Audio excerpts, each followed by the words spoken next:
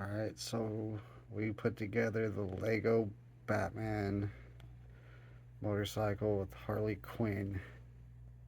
So it's only like $10 at the Lego place at Arizona Mills. This is the outcome.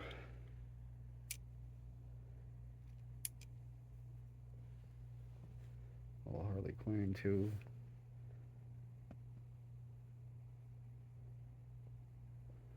Only 42 pieces. Didn't take much time at all, but shit, it's worth $10.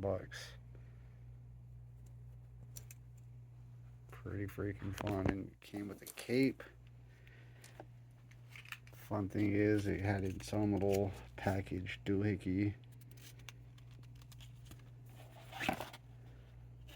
Came with the instructions inside. Wasn't really too bad.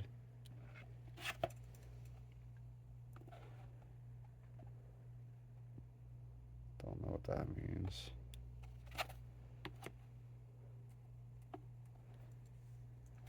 Wasn't too bad at all.